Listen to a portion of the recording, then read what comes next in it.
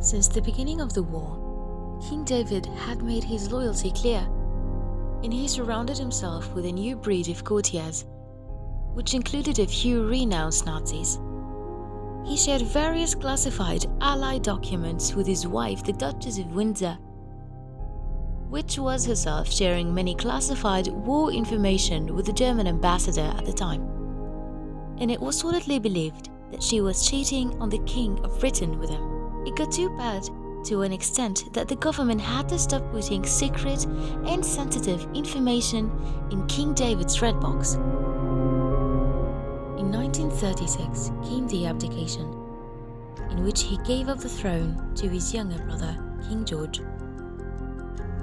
A few hours ago, I discharged my last duty as King and Emperor.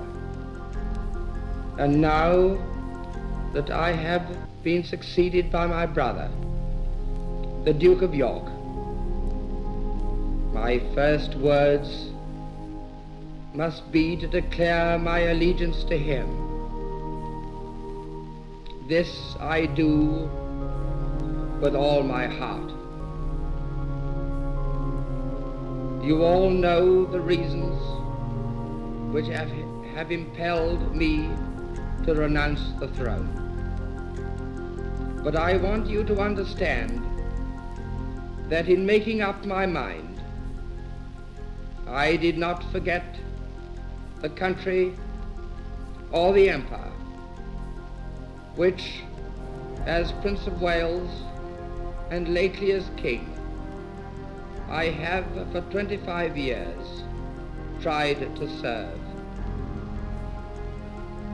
But you must believe me when I tell you that I have found it impossible to carry the heavy burden of responsibility and to discharge my duties as king as I would wish to do, without the help and support of the woman I love.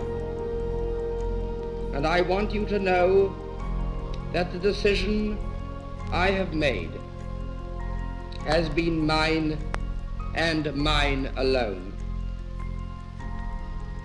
This was a thing I had to judge entirely for myself. The other person most nearly concerned has tried up to the last to persuade me to take a different course. I have made this the most serious decision of my life, only upon the single thought of what would, in the end, be best for all. In 1937, King David went to visit Hitler in Germany at Berchtesgaden, where Hitler was vacationing since 1920. King David gave Hitler full Nazi salutes throughout his visit. No one in the royal family has ever supported his visit. Shortly after the war, American troops uncovered a surviving 400 tons of German diplomatic paper at the Marburg castle. It held a damaging document to the royal family called the Windsor File. It included telegrams, letters, and other papers sent by King David or other German spies in the castle.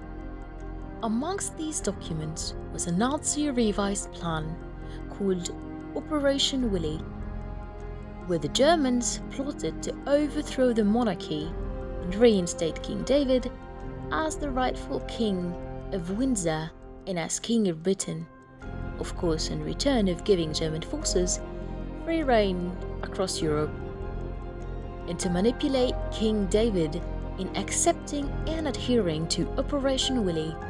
The Germans convinced King David that his brother, King George, had plans to assassinate him. Winston Churchill was fully aware of King David's pro-Nazi plans, Hence he stated him as governor of the Bahamas, but he refused and chose to spend time in Lisbon with his wife. The Germans introduced King David to the SS schools and other early versions of the concentration camps. And in spite of the horrors that were yet to happen in these camps, he visited. And a German airplane crashed in Belgium, carrying Hitler's entire military plan to invade France. King David didn't hesitate to inform the Nazis of such a priceless information, giving Germany time to change its plan completely. And within less than a month, Paris fell to German occupation. King David also told the Germans that the British will to keep fighting the German bombarding was weakening, and he said, and I quote, "would soon make Britain ready to make peace," unquote. Hence the bombing continued, leading to the numerous killing of his people, countrymen, soldiers, and former subjects. And that, ladies and gentlemen, was the dark history of King David, and these were the Marburg Files. I hope you enjoyed this video, and if you do, please subscribe to our channel.